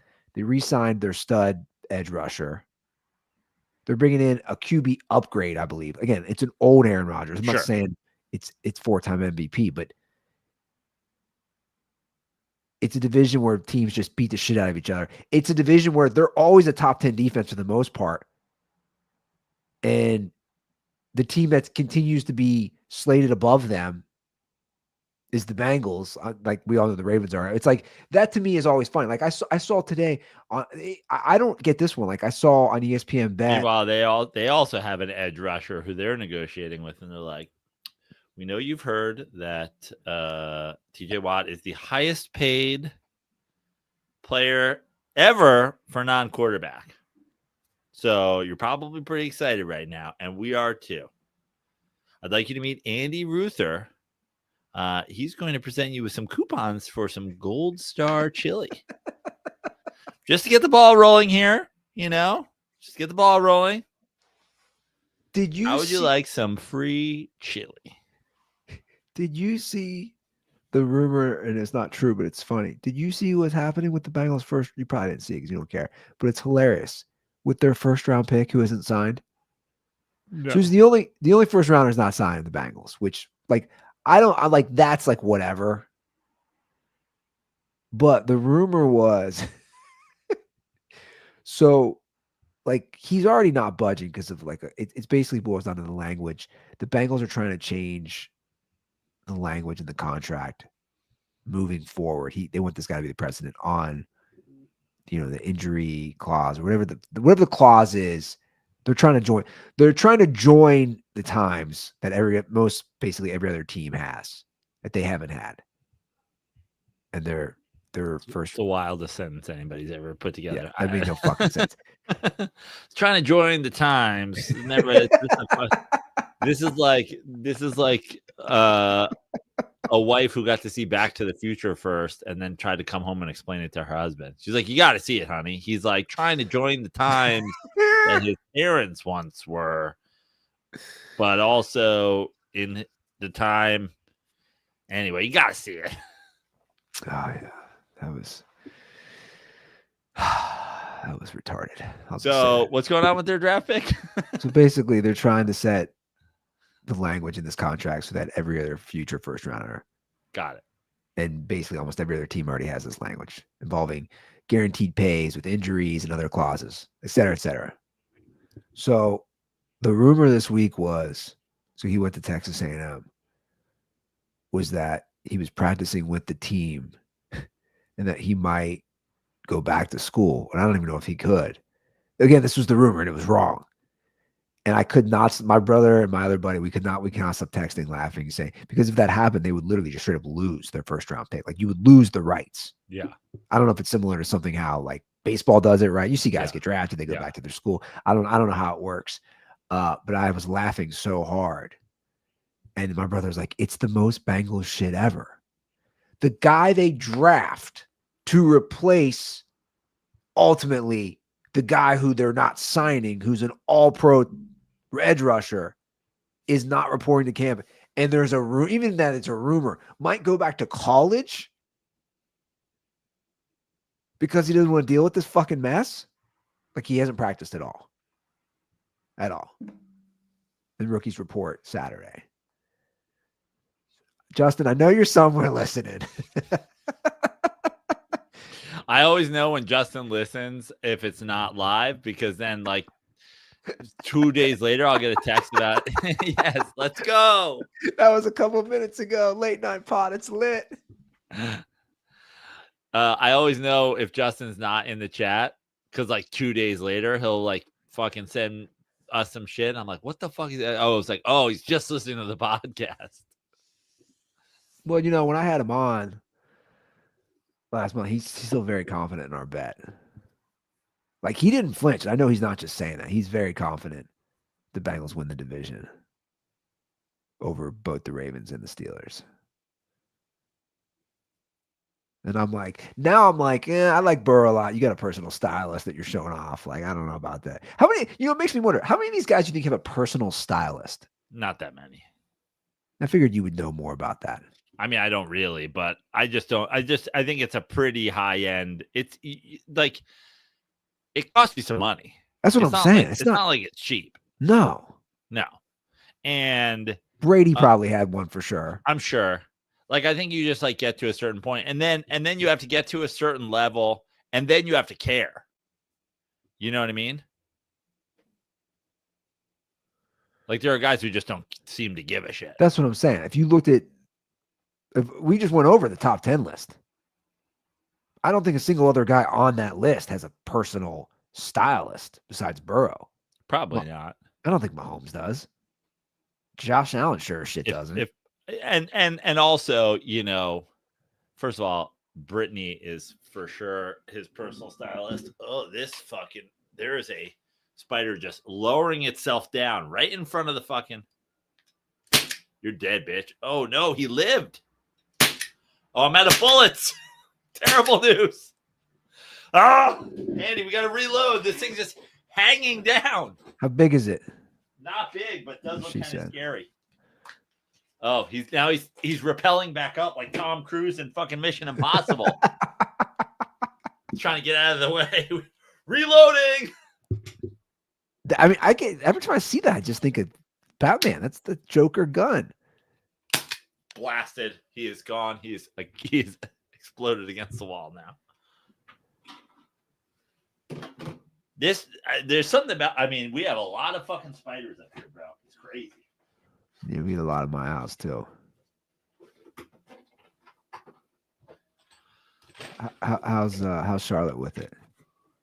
She loves it. She doesn't even want me to kill him. Wow. Yeah. I was like, because most women are like. She'll be like, fucking, can you take it outside? I'm like, no. Look at that fucking thing. You can leave it or it can die. Those are your options. Brittany expects us to never see a spider in the house. And I'm like, we live in a house. Yeah. And my neighbor has an exterminator business. So he's the guy who does our house. It, couldn't work out better across the street. She'll be like, what did he even do to our house? I'm like, he sprays. And by the way, he doesn't even, he sprays stuff on the outside. Like, unless there's something I don't spray shit on the inside with chemicals and shit. I'm like, what do you mean? What did he do? She's like, I saw a spider. Like, you live in a fucking house. Like, yeah, it's summer. We're going to get spiders. You'd be shocked at the size of some of these probably too. Well, if anybody out there needs one, Bug Assault. The Bug Assault salt guns. This is the one though. I have others and I don't even fuck with them. The only one that's worth getting is the fucking CO2 powered one. It is pretty badass. Just the other day too. Like it was one of those things, and I think I've joked about this on the show in the last couple of weeks. The Amazon thing. It's like there was a time in my life where I would like get this thing, and then I would be like, all right, well, I'm out of CO2s it came with. I guess I could go to the Bug Assault website and order it, which I'll never do. Or I could go to some fucking Hobby Lobby or something like that. Dude, I ordered 20 CO2 cartridges for fucking $13. They were here the next morning at 4 a.m. The guy's like, what is this guy doing? I'm like, I'm killing spiders, dog. Yeah. Well, seems like it's working out. Yeah.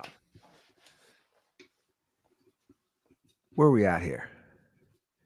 We were talking about Bengals, Justin, and the bet. And yeah, I'm feeling pretty good. Like I should have made more. How excited are you for football season at this point? Like, where is your football season temperature? We didn't even talk All-Star game. All-Star game ended on a home run derby swing off, which I missed because I was seeing the fucking.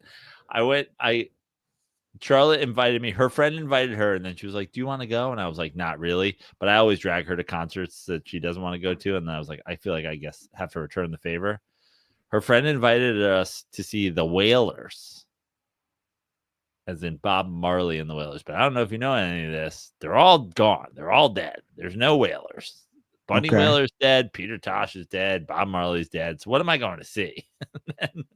Turns out I'm going to see some guy who played guitar in the Wailers when Bob Marley was still alive, and 4 other dudes who were not even alive when Bob Marley was alive.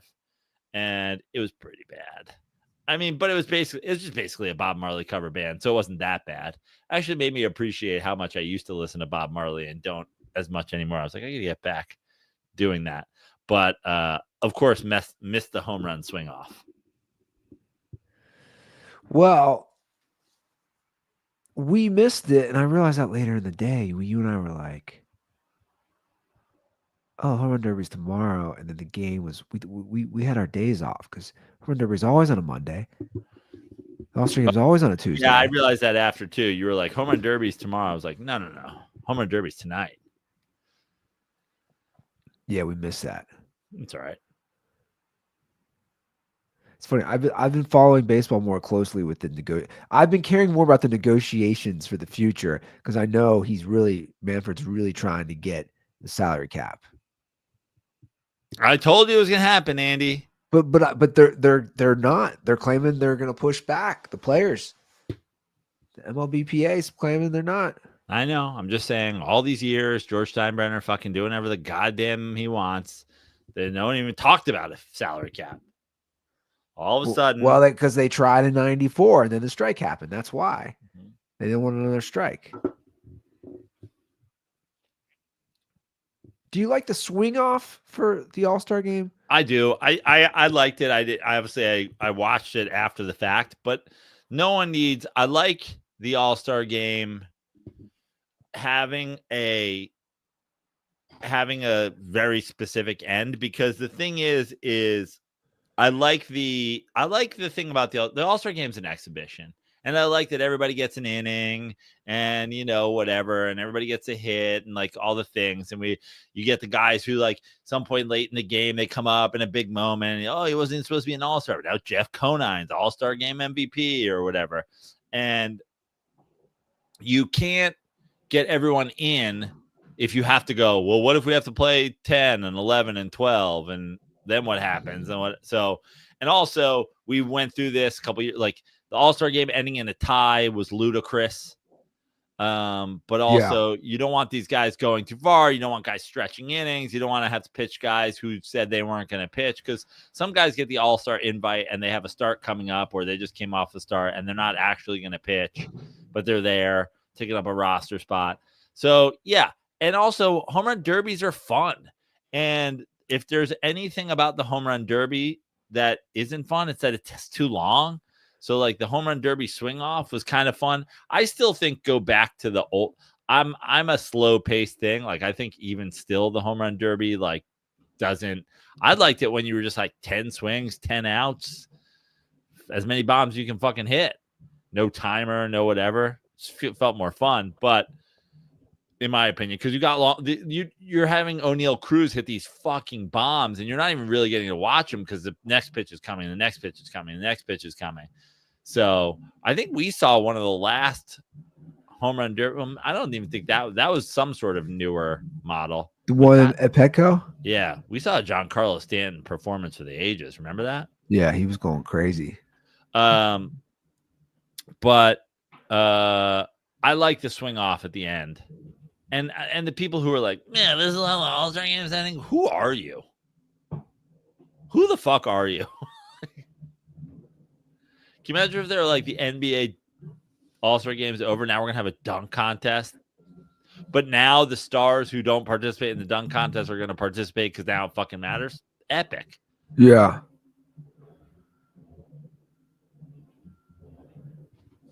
It is a little banana ball-esque. Yeah, but it's an All-Star game. Who cares? True. I wonder. I don't know. I wonder how it's viewed from people. Like, if people are liking it.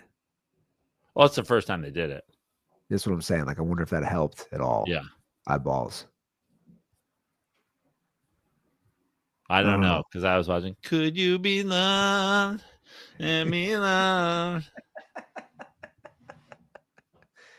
What about Ziggy?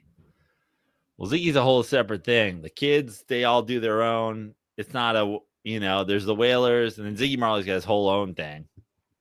He plays his whole own music. He can't do a little tribute? Yeah, listen, I went on tour with Ziggy Marley back in the day, and he did. I think he would play Redemption Song, and he would play like one or two Bob Marley songs, but then he would play his own shit.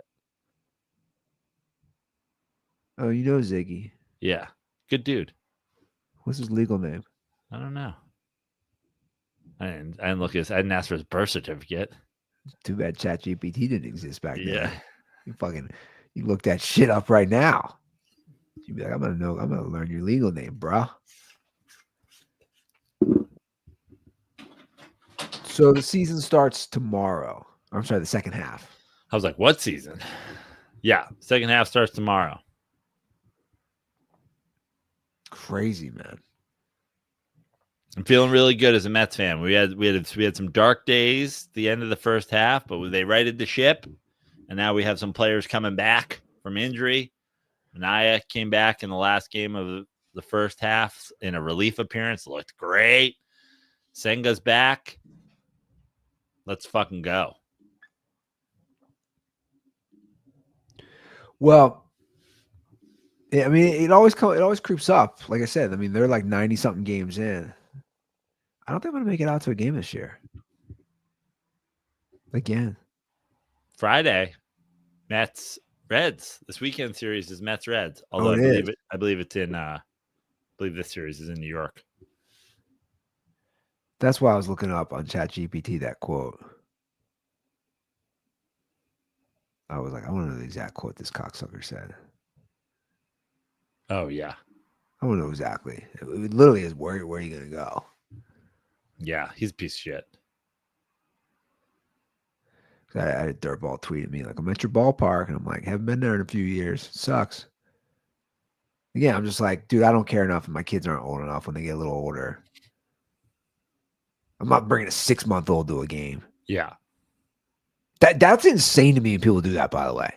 They put the headphones on. Yeah. 6 months? I had a 5-year-old at the game, and he had the headphones on because he was like, it's a lot for kids. yeah. It's a lot. Yeah, I'm not doing that. Was there anything else you want to talk about today? No, I didn't have anything on my to-do list. Oh yeah, Dame Lillard back in. Oh yes, that's right. I you know what? Mid-show, I had thought about that. Dame Lillard back to the Blazers. The grass isn't always greener, right? Dame Lillard back to the Blazers. You kind of love to see it. Yeah, and his career, it's not even that, because he's already made all his money. It's I mean, not that it's nothing, but it's it's nothing crazy in today's terms. 3-year, $42 million. He's 35. Yeah. It really is. The grass isn't always greener. 2 years in Milwaukee.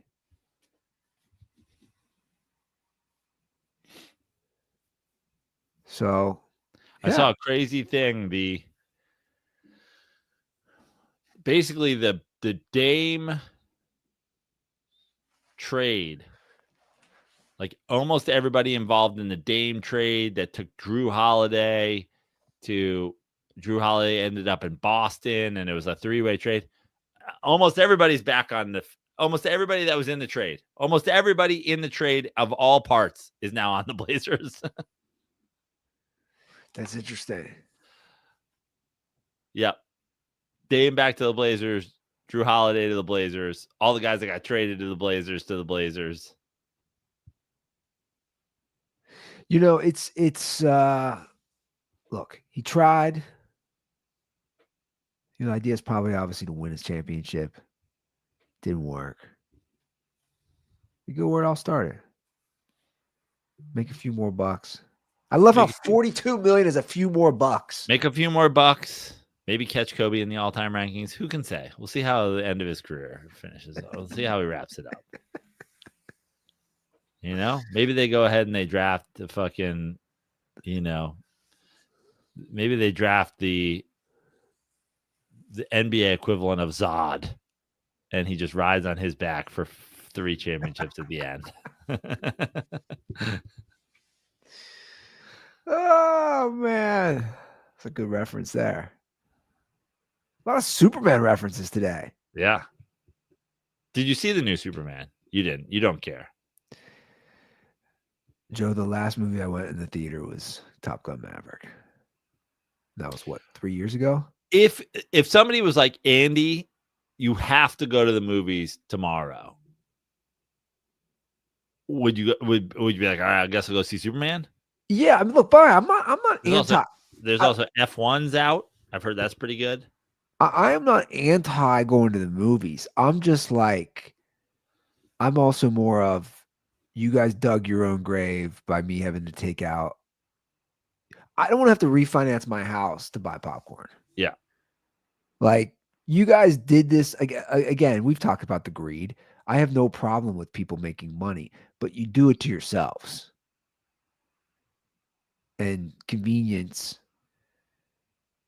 It's like I don't know if did you ever see what the Netflix CEO recently said? And No. it caused a stir a few months. Did I he talked say, about where are you going to go? No, I talked about it on the Andy Ruther show. I was like, because I agreed with him. His quote at some big forum was, "We saved the movie industry," and people were like, "No, it's the opposite. You killed it." And he's like, "No, dude." He goes, and I agreed with him, and I still do. His thing was the market's going to dictate itself. We saved it because we're still putting billions of dollars into movies. People don't want to go to the movies. Plain and simple, is Right. what he basically said. Right. They don't want to go. So Yeah, the movie business and the going to the movies business are two different businesses. And that's basically what he says. Like, but we saved, like, if there's no Netflix or pick any streaming, where are movies? And people were like, "No, you killed it. You killed going to the movies." And he's like, "But people stopped going. It wasn't us." Yeah. Anyway, there's an F1 race going on outside my place, apparently. Probably a Honda Civic. Yeah. That's why it's a top. What I should put in ChatGPT is like, what percentage of Honda Civics are converted into race cars by Mexicans? You think ChatGPT can give me that number? A very small percentage, but that's still a very big number. What's 1% at 10 million? Yeah, man. That's what I'm gonna do to the Corolla. Turn it into a race car with two little kids in the back. I packed two kids in the hatch, by the way. People doubted me. Family members doubted me. Does everybody go? Do they both go in the back in car seats? Yeah, it's tight. I'm not gonna lie. Yeah. But Do you have to adjust your seat at all? Are you in a different position comfort wise than you would be without a baby behind you? I am a little. That's okay. I'm also very short. Yeah. No. I'm gonna correct myself. You're very average. Because you went through this. You just said it. I didn't just say it. No, I know. I'm gonna correct myself. Because homegirl who's making all the noise vacuuming, you probably can't hear it upstairs, called me short again the other night. And I looked at her and I said, I'm average. And then she tried to do all that. And I said, dude, like, you're not even tall. Like, she's not tall. She's like 5'4". I'm like, wait. Like, I'm like, I'm average. And she goes, no, you're not. You're short. And that's when I said, do you want me to pull up like, this is my go-to. Do you want me to pull up ChatGPT? I'm literally average. And of course I thought of what you went through. And by the way, for the record, I don't even care. I just was like trying to like fuck around. But here's the thing. I've never actually felt short, even though all my brothers, except for my little brother, are taller than me and have busted my balls forever. I've never felt like, oh. We love a confident short king, Andy. I mean, I am confident. I've never been insecure. There was like one girl on Tinder once who was like, how tall are you? And I was like, okay, what size are your titties? Like, what are we doing here? How much you weigh, bitch? Yeah. I'm sure you've seen some of those videos. Oh, yeah. The guy pulls out. See the one where the guy pulls out the scale? It's great. It's amazing. All right, guys, we do have a hotline. Let's pull it up before we wrap this bad boy up. 859-832-0478. 859-832-0478. Definitely rolls off the tongue. Yeah. Guys, you can come see me tomorrow if you're in Huntington Beach. I'll be at Sea Legs on the beach with Lachlan Patterson and Jonesy. Saturday, I'll be at Comedy Slice here in Ventura. Come back to town. I'll be at Candy's Boom Boom Room in San Diego after going to see Mets at Padres on July 30th. July 31st, I'll be at Minimal Golf Club in Redondo. And August 13th, I'll be at the new First Class Comedy at the Airliner Bar in Los Angeles. That's going to be a fire show. So if you're on the east side of LA, come check that out. And stay up to date on my website, joeprano.com. Sounds like I might be adding some Central Coast shows here in the next couple weeks. So if you're up there, check me out. Is tomorrow John Johnson's show? Tomorrow's John Johnson's show. He's still rocking. Still rocking. I think the one time I did his show, I think it was at like a bar in Orange County. Somebody literally threatened to like Fight me. That's tracks for a John Johnson show. It was a Did we do it together? no, you weren't there. I drove down there. It was my it was my teaching jokes. I feel like was it in like an Irish bar or was it? No, it was an Irish bar. It was like because it was a Mexican woman who was like, and like a dude who were like pissed at me. I feel like I remember doing the show that you did like before or after you. I think I did it with Goldberg, and it was also horrible. And you were like, "Yeah, somebody tried to fight me the last time I was down there." Like I'm talking like set ended. Yeah, like confronted, and I'm like, they're fucking jokes, man. yeah. I mean, it wasn't a. It wasn't. She came up to me. She's like, "Yo, comedian."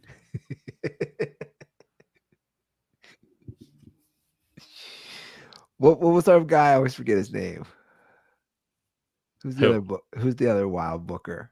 Down there? Down in We've talked about it. Oh, yeah. Fuck, what's his name? What's his name? Oh God. You still text me when I moved to Cincinnati. Yeah. Oh man. You gotta remember Very his famous name. the Comedy Store story.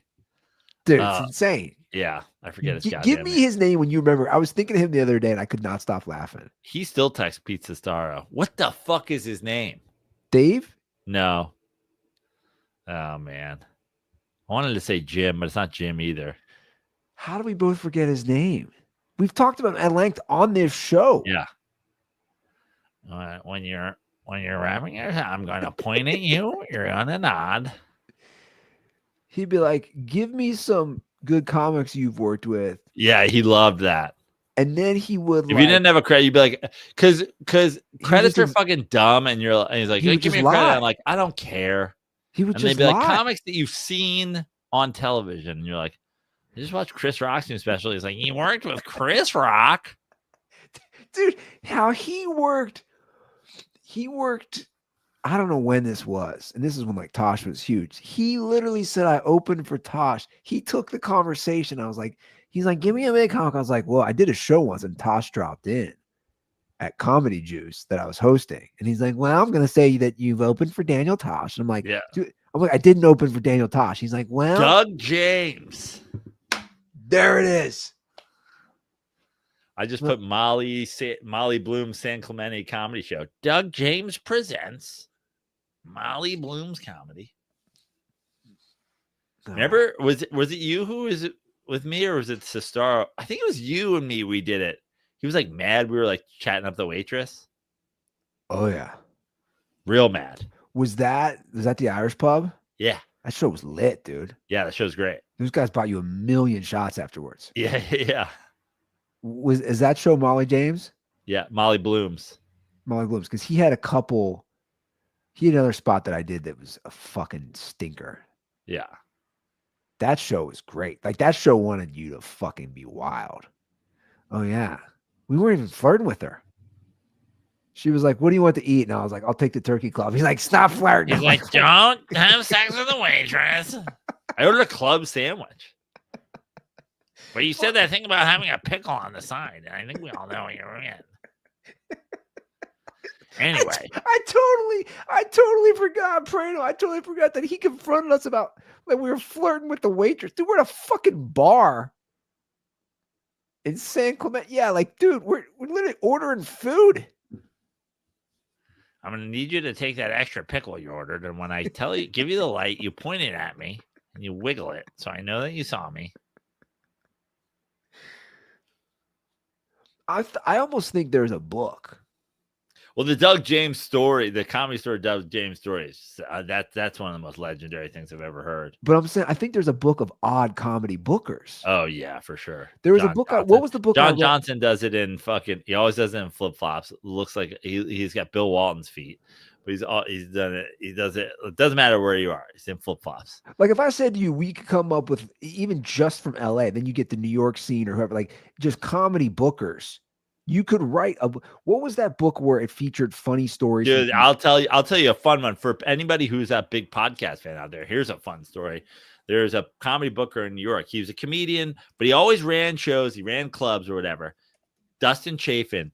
And he was like, he was kind of a grizzly guy. He was always like mean to everybody, and he was like pretty nice to me, but also he could be a dick. I think he drank a little bit back in the day. He was on it, he was off it, etc. But he always wore a dumb fucking cowboy hat, and you were like, "What the fuck is with the fucking cowboy hat, dude?"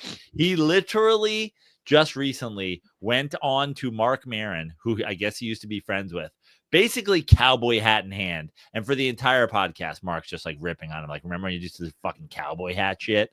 And he's like, yeah, you know, I try to think. It was for anybody who had been bullied by this booker back in the day as they were like up and coming in New York. You got to listen to it. He basically just literally makes him eat his cowboy hat on his podcast. Is it I'm Dying Up Here? That's the show on. No, the one I'm talking about. Heartbreaking High Times and stand-up comedy's golden era. No. Oh, it's I Killed. I'm saying you could do this. I read this back in the day. I Killed, the stories of the road from America's top comedians. So just every chapter is not long. It's just a wild, funny story, you know, from comedians, like which I think is a fun read because it's basically you could do a podcast with it now. But again, this came out before I shit. But my point is, you could do the same thing with the bookers. Like if you grab the funniest Doug James story, which is the Comedy Store one, or the funniest LG Ross, or even just describing LG Ross. Jesus Christ. My brother was in town. My brother was in town for a week, right? And he saw my life. This is before I had a kid. He saw my life. Him and his wife were in town for a week, and they were literally just going around from show to show. And from an outsider, it's like fascinating, right? So he's like, dude, we just see you. That's when I was running the belly room on Fridays too. With Filipowski. So he saw everything from like, in that week, he literally saw everything from like the Comedy Store shows to LG Ross to the Hostel to like back when I was like getting up a lot. I don't even know if this would mean. Oh, it will mean something to you. Okay, continue, and then I'll drop a bomb on you after, and then we'll get out of here.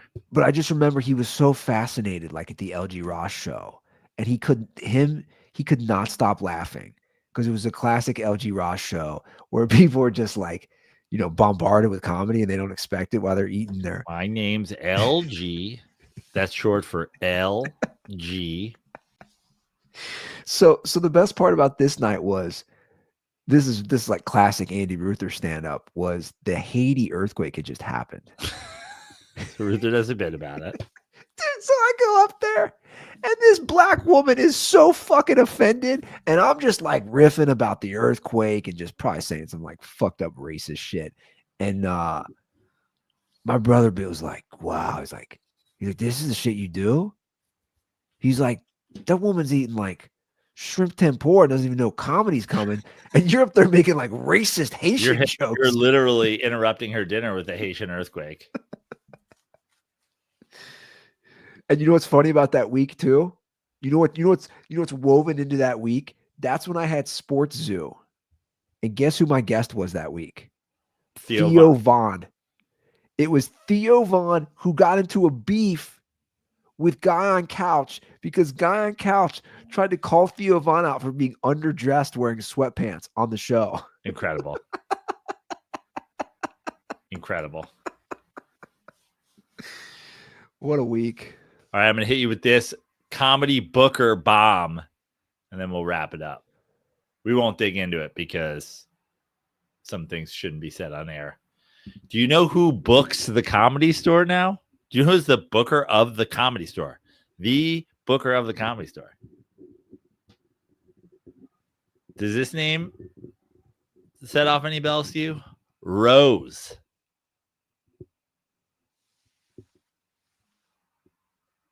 Are you serious? Yes. Books. The Comedy Store. The store. Yes. Blinking guy meme. Yes. That's an interesting career arc. Absolutely. She's in charge. Yes. She books the Comedy Store. We're going to have a combo after this. for a split second. Yeah. I don't even know what to say. I know. It's crazy. How did she go from her previous position to this? I think she went from bartender to bar manager to manager of the whole shebang. I don't know. That's what I'm saying. Yeah. She went from bartender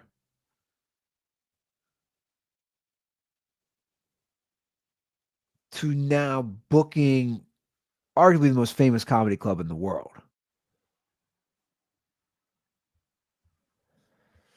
Listen, I have not been a fan of any of their bookers. So I'm not saying it's a bad thing. It's just crazy. That's nuts.